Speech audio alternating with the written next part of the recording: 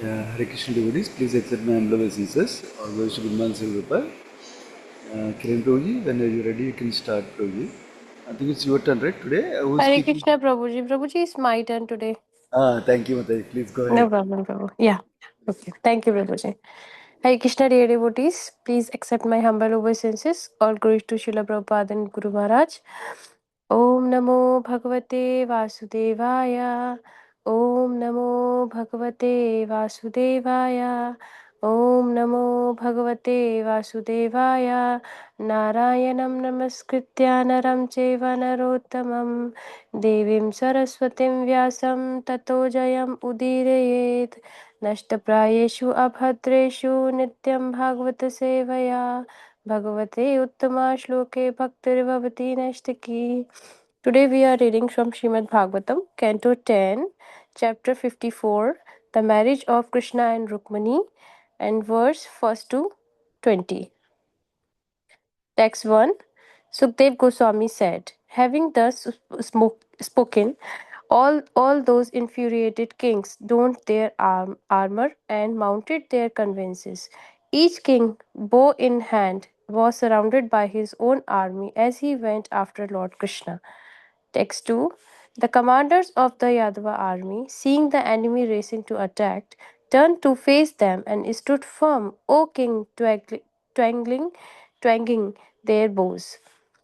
Text 3. Mounted on the backs of horses, the shoulders of uh, elephants, and the seats of chariots, the enemy kings, expert with weapons, rained down arrows upon the Yadus like cloud pouring rain on mountains. Text 4. Slender waisted Rukmini, seeing her lord's army covered by torrents of arrows, shyly looked at his face with fear stricken eyes. Text 5. In response, the Lord laughed and assured her, do not be afraid, beautiful eyed one. This enemy force is about to be destroyed by your soldiers.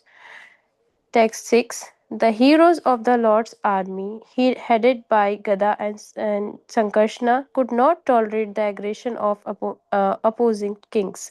Thus, with iron arrows, they began to strike down the enemy's horses, elephants, and chariots. Text 7.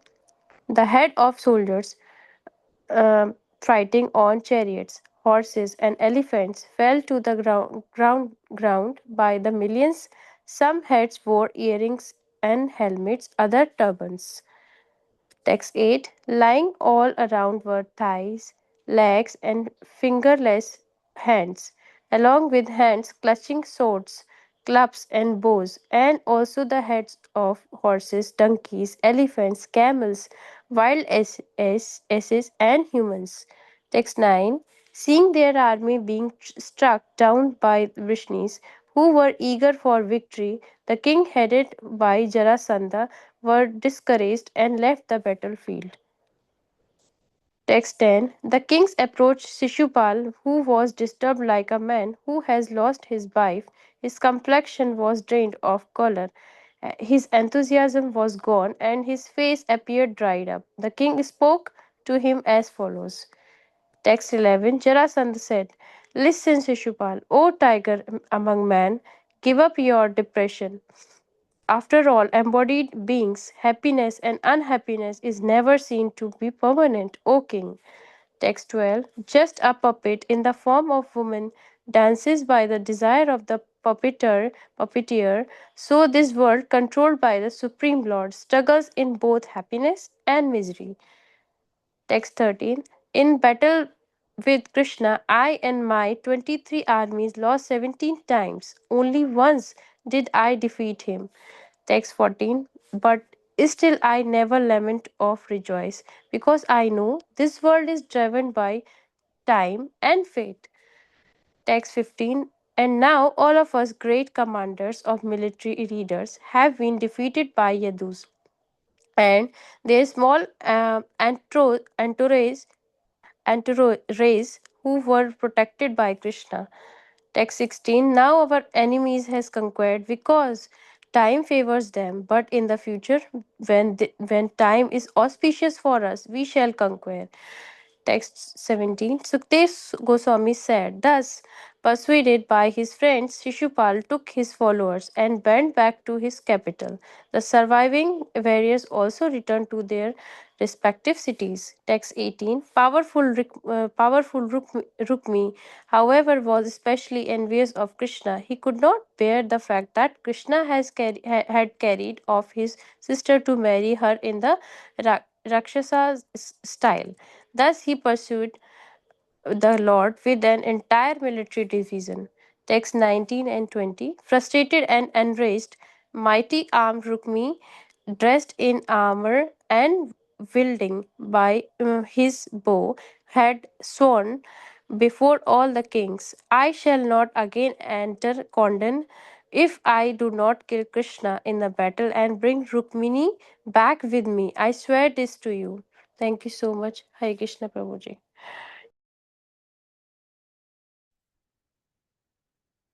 Thank you, Mataji, for reading the translation. Thank you, Sundan Prabhuji, for giving me this opportunity to discuss the Srimad Bhagavatam Katha in the association of the like-minded devotee.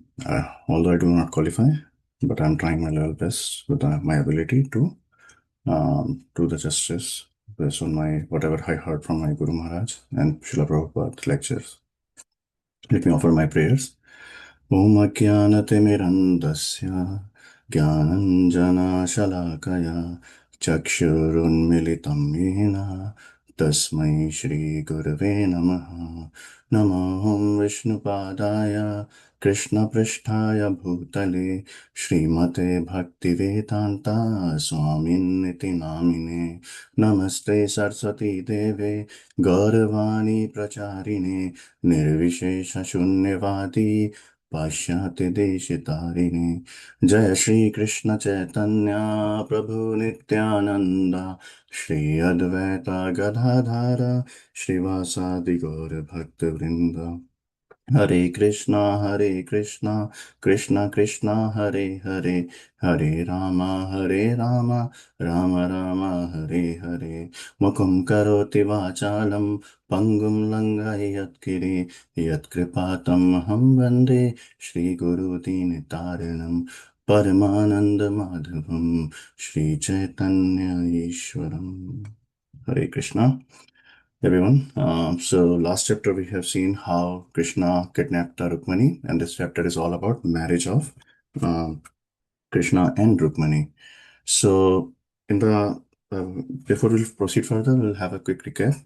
So we saw in the last chapter like how Krishna lifted the princess onto his chariot, and then Krishna pushed back all the rival king who were surrounding his chariot, and then he cleared his path and he passed through the enemies.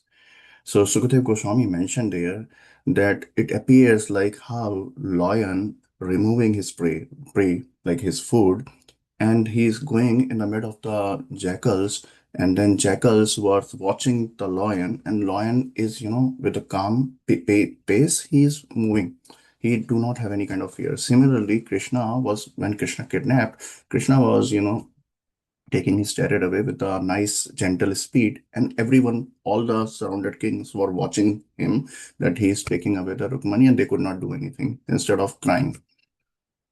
So we need to understand like lion was not afraid when he take away his prey in front of the jackals. Similarly, Krishna was not at all afraid. He was just going with a gentle pace. But these kings, Jarasandha and other inimical kings, could not tolerate that kind of insult, could not tolerate that kind of defeat, and they were, whenever they wanted to, we have seen in the Bhagavatam, at least in the 10th canto, most of the time, whenever any of these inimical kings wanted to um, uh, insult the Krishna, they were always calling Krishna with the name of cowherd boy. They never say that Krishna is a Yadava, he is a Yadava, he's a hero of Yadava. No, but they always say, how come this cowherd boy can defeat us? How come he can steal our honor? Like he can steal the Rukumani.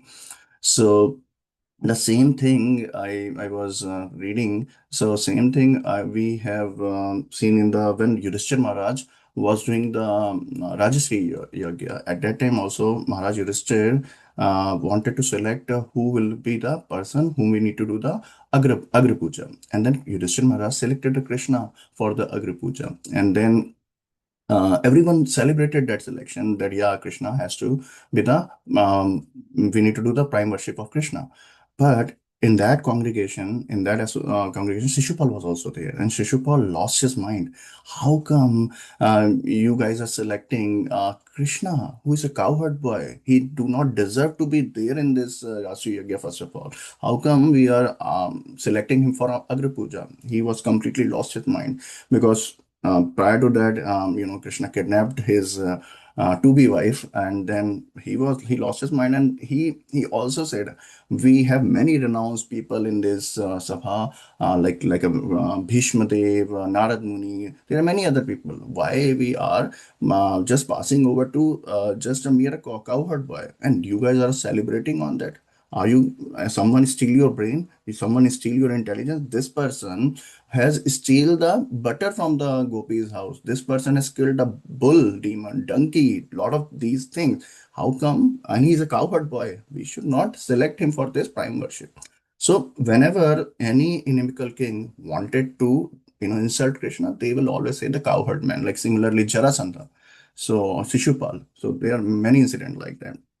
So in the today's section, text 1 to 5, we need to cover today until 20 verses, but most of the verses are storyline, and we'll try to discuss the story. And in between, if we find any lessons, we'll discuss that. So we'll do the text 1 to 5 combined.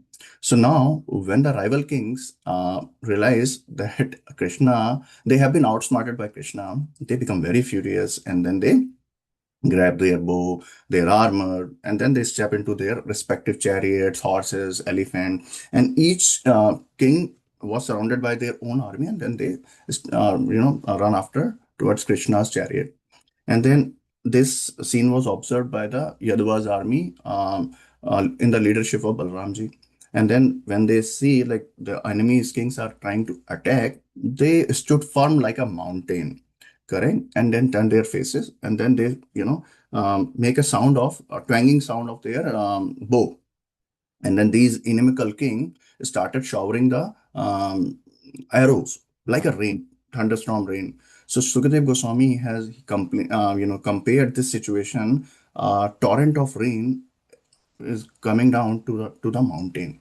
So then he's saying, like, if torrent of rain will come to the mountain, what will happen to the mountain? It will only, there is nothing, rain could not do rain cannot shake the mountain, rain cannot do any kind of harm to the mountain. Only what rain could do, even the torrent of rain, only rain could do, it can clean the mountain. So here, Sukadev Goswami compared the Yadavas like a mountain, and the other enemy king who was showering the arrows, they are comparing him like a the the shower of arrows is like a shower of rain. So when Srimati Rukmani Devi saw this scene, she was very deeply worried because she saw that Yadava's armies are very small compared to the massive armies of these inimical kings. Then she saw, um, she was fearful, and then her eyes and heart was full of fear, and her eyes were full of tears. And then she looked at the lotus face of the Krishna with the fear-stricken eyes. And then whenever someone look at the Krishna with that mood of surrender, Krishna reciprocate. So very soon Shri Krishna says, "Oh my dear wife, you do not need to worry about it. Your Yadava's army, your army." So Krishna is saying, now your army, Rukmani, your army will destroy these enemies pretty soon. Don't worry about it. So what we can learn from here, Lord is always eager. Lord is always eager and ready to share the blissful opulences, all the asset what Lord has with all his devotee if we surrender to the Lord. If you look at our life, Lord is giving us an opportunity again and again, because punarapi jananam purarapi maranam, we are taking birth again and again, again and again, again and again. And if we question why we are taking the birth again and again, the reason is Lord is giving us, each of one of us, as an opportunity so that we can one day we can remember him. one day we can start serving him. One day we can love him, and then we can start missing him. And when we start missing him, that's where we can surrender him, and then we can go back home, back to God. We can return to him. So this is an opportunity Lord is giving each one of us, but we just need to grab that opportunity. We need to surrender to Krishna, like Rukmani Devi, how Rukmani Devi surrendered to Krishna, and then Krishna says, "Don't worry." So what we can understand, one more lesson, what we can understand from here, like we need to have a total surrender to Krishna. If you look at this situation, Rukmani was full of fear. And then when she saw like Yadava's armies are small, and then all these enemical kings are surrounded the Yadava's army. So but Rukmani was seeing that situation from the materialistic point of view, and she was completely fearful. Similarly, in our life, whenever the material crisis comes, any financial issue or any health issue, any position issue, whatever issues comes in our life, and when it hit us from all the sides, we also, and if we focus on the problem, we focus on those from the material aspect, then it collapses our life, because we become very anxious. We don't know how to solve the problem. But if you look at the reality check here, when the same problem, when she discussed with the Krishna, by looking at her, looking at him, so Krishna had a gentle smile in her face, and then Krishna says, "Do not fear, Rukmani. Don't worry. Everything will be normal." So whatever problem, so we need to understand, whatever looks like a big problem to us, it is a very mere a small thing for Krishna. And if we surrender to Krishna, then everything will be, there will not be any problem, because then our problem will become the Krishna's problem. And then it's a Krishna's responsibility. If we want to give a problem in our life, then it is for our purification. If we want to give us an enjoyment, it's again a Krishna's mercy. So in both the cases, it's a Krishna's mercy. So we need not to worry about it, but we just need to develop that strong faith, strong surrender on the lotus feet of the Krishna. So here Rukmani Devi surrender to the Krishna, and then Krishna, gave her the hope that you need not to worry. Your soldier will kill everyone, all the inimical kings. Now, from text 6 to 9, I'll see. So Krishna's army, Yadava's armies were headed by the Gada and Sankarshna. Sankarshna is Balramji, and Gada is a younger brother of Krishna, and they could not tolerate the aggression of the opposite kings. And then they also started showering the arrows, and then they struck the opponent ruthlessly. And then as soon we saw like uh,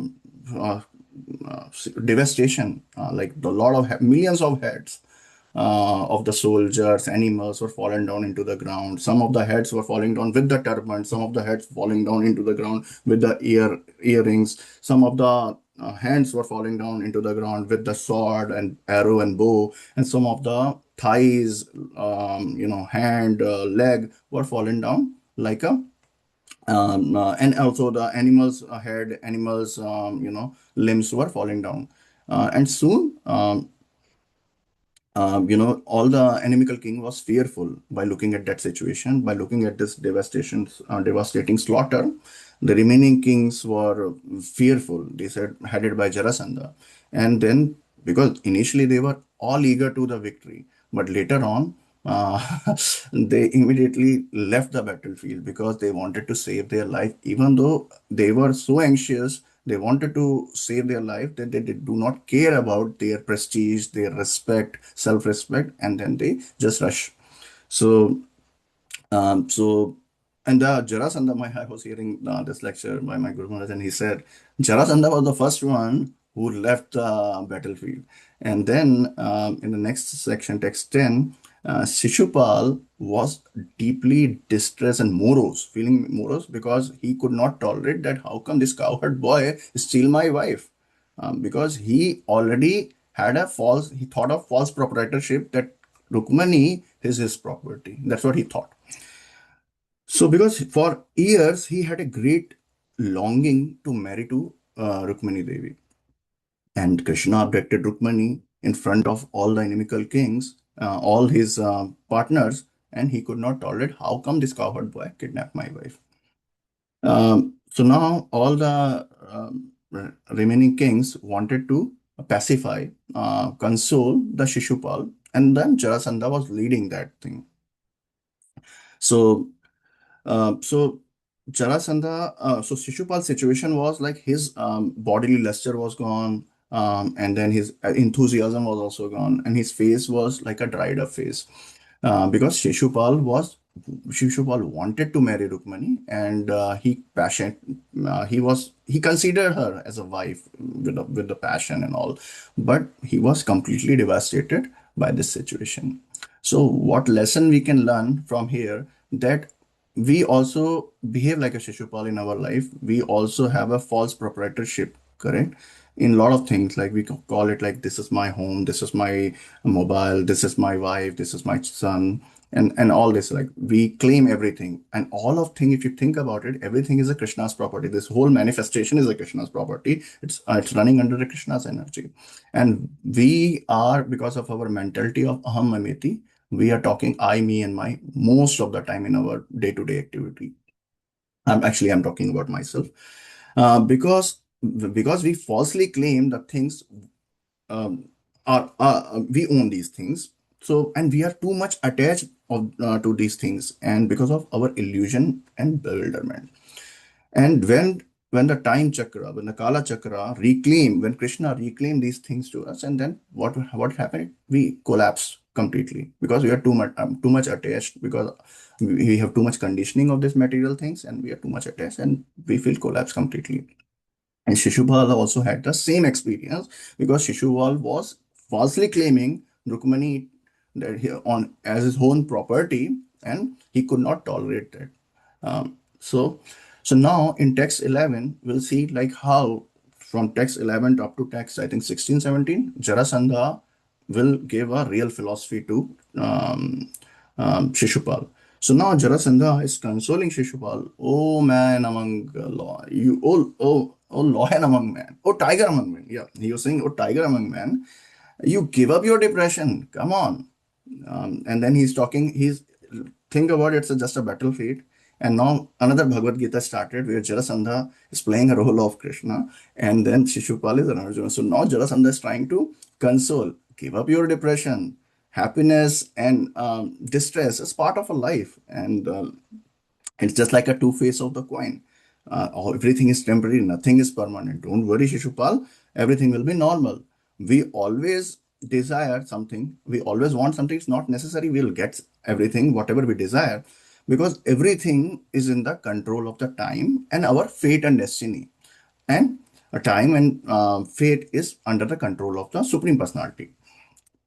So he's saying, Jarasandha is trying to tell Shishupal the wheel of time, law of impermanence. So he's trying all this thing. Then he said in the next verse, like our life is like we are like a puppet, correct? As a wooden puppet doesn't have his own will to dance and all thing, but someone is controlling that wooden puppet, like a puppeteer. So we are all puppet under the control of the time, and we are dancing under the control of puppeteer. So we don't have any independence, we are all dependent on the mercy of the puppeteer. So he's trying to explain with the real philosophy to the Shishupal.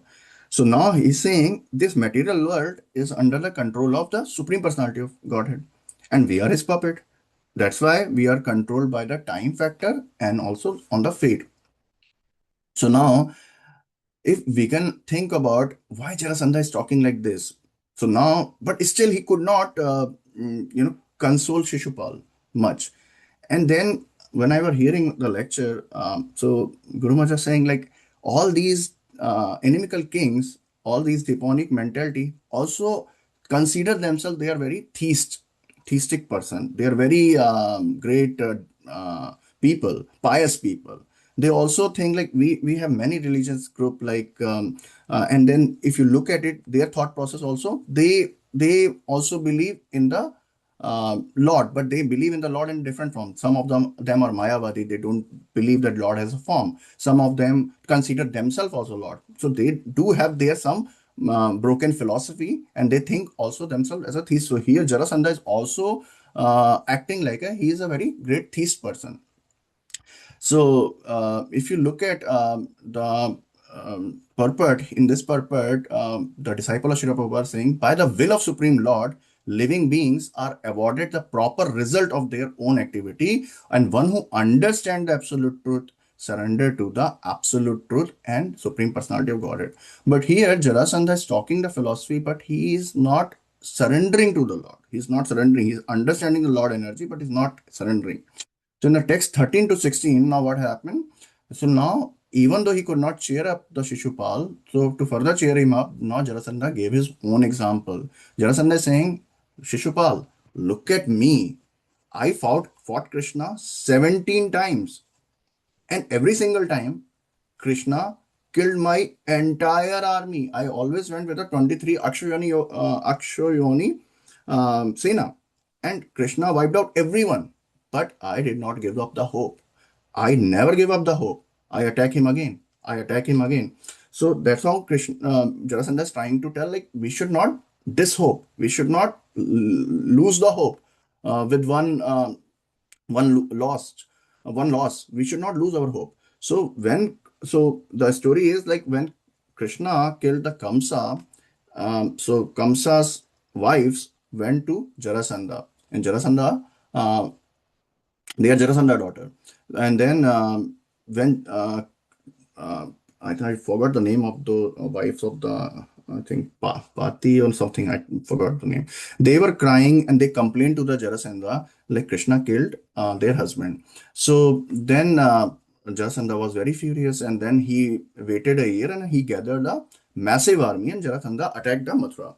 When he first time attacked Mathura, while looking at the army, all the Mathura Vasis were anxious. They could not tolerate. They were crying like, why this big army is attacking Mathura? But soon Krishna and Balram stepped into the battlefield, and then they wiped out the complete army. And after the end of the first war, Balaramji get a hold of the Jarasandha, and he was about to kill Jarasandha, and immediately Lord Krishna intervened there. Lord Krishna says and requested Balramji, please shower a mercy to the Jarasandha. We should not kill Jarasandha because Krishna has another arrangement for Jarasandha. And Krishna, this was a master plan of Krishna, because Krishna know, like, if I will leave the Jarasandha like that, it will hurt the false ego of Jarasandha. And this made Jarasandha more furious that now I am living a life because of the mercy of Krishna. It's better that I should not live now. I should quit my life. So it was completely, Jarasandha was completely devastated with that thing. Like now, because he's a Kshatriya, now Krishna is requesting Balram to shower a mercy. So his false ego was completely damaged. So now, and this was a Krishna's master plan. Why Krishna's master plan? Because now Krishna knew Jarasandha will come back again and again, and he will gather again many demonic king, and then he will attack to Mathura. And then Krishna need not to put an effort. Krishna can, reduce the burden of the earth by killing all of them. He need not to travel all over the place and hunt for these demonic king. Everyone, Jarasandha will helping it. He will bring everyone, and then Krishna will destroy everyone, kill everyone. So Krishna understood the Jarasandha mindset. But now Jarasandha is saying, so 17th time I was defeated, but 18th war, I won the battle. I defeated Krishna. So you need to believe, Shishupal, you need not to worry about it.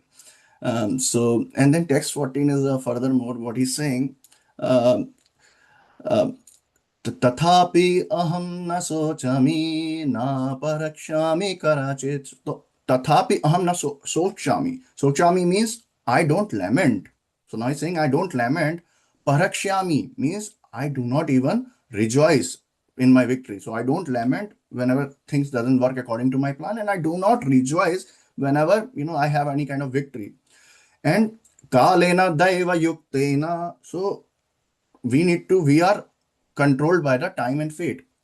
Janam vidravitam jagat. And world is driven by the time and fate. So we need to believe on the time and fate. So in the next shloka, text 15 and 16, now Shishupal.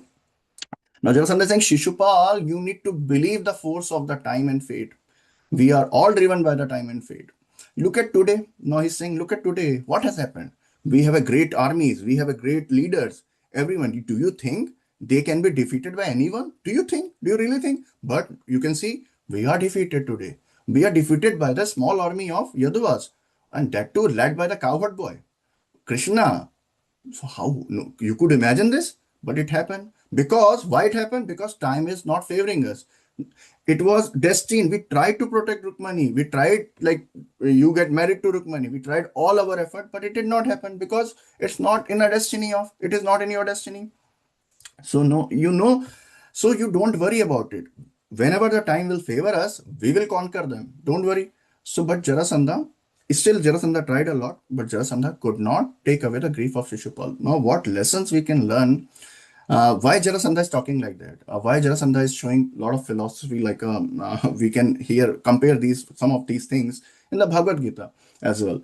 But Jarasandha is trying to protect his false ego in this case because he could not tolerate the failure.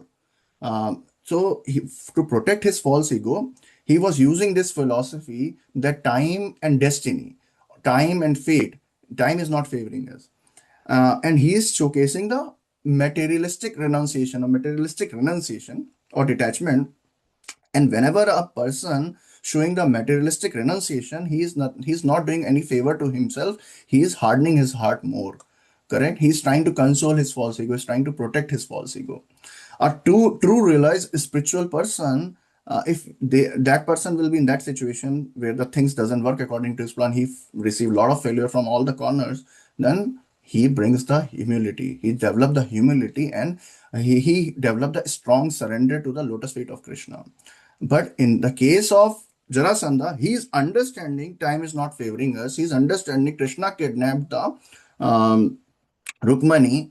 He's understanding that time and fate is under the control of the Supreme Personality of Godhead.